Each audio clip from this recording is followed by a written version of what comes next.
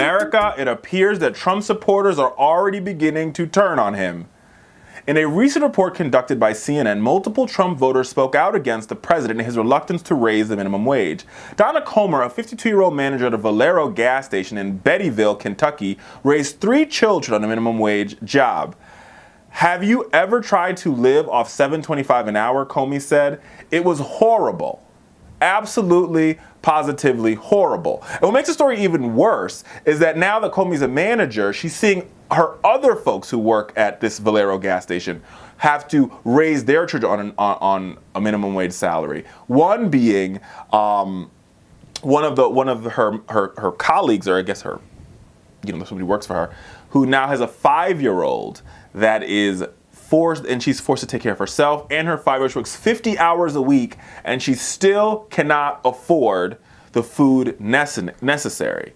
So Coomer, while she now is a manager and earns more money, her employees are still struggling, and the time to live off minimum wage is really, really hard. So the employee I'm talking about is Melissa Allen. She's age 34, and she works 2 jobs, and she can barely make it, despite working 50 hours a week. Allen still qualifies for $100 in food stamps because her take-home income is so low. And this is what she said to CNN. "I don't understand why the minimum wage can't be raised. I just don't get it."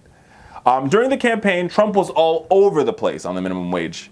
First, he said it was too high. Then he said he would support raising it to $10 an hour. It seems as though Donald Trump's policy stuff, America, is a little sketch. Minimum wage, Rich, what are your thoughts? Yeah, I mean, it'll be interesting to see where the United States actually lands on minimum wage. We actually made a decent amount of progress under President Barack Obama. Not at the federal level, though. I mean, besides federal contractors who now make $10.10, a lot of the work on minimum wage have been done at the states and in cities. We haven't seen that same type of work happen on the federal level. Now, the last time we raised the minimum wage in this country was under a Republican president, George W. Bush. Right? Yeah, and here's the thing. I think that Donald Trump, because he ran as a populist, he has a true opportunity to actually say, you know what, I'm going to raise the minimum wage. Like, if he wants to win re-election, and I mean, clearly the sense I get, what we've seen from him so far, is he really wants to split the traditional Democratic Party. So, like, this week we saw coal miners and coal workers and their unions at the White House. And then a couple weeks back we saw the building trades. So if he's really trying to split and dice America's middle class, he can force Republicans to take up on the minimum wage. I don't know. It'll be interesting. Here's the thing. The minimum wage as it currently stands at the federal level does not remotely reflect the actual cost of living. And unless you have a minimum wage that's flexible and is actually pegged to the economy in a meaningful way, we're going to run into this all the time.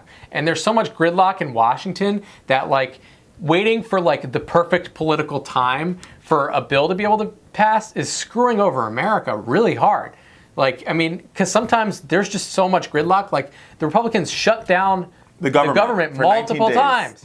Right? Like, if you have that going on a regular basis, how are you going to get these things passed in time? And I think this is one of these opportunities. I know we talked about, at the top of the show, about where progressives come in, right? And I think now more than ever, the progressive and the Democratic Party, however you want to call it, they need to come up with a plan. Right. And part of that plan has to be, I think they need to make it a commitment. If we get the House back and we get the Senate back, the first bill that comes to the floor is a minimum wage bill, no matter what. And we're going to force Trump to vote, or to veto a minimum wage bill.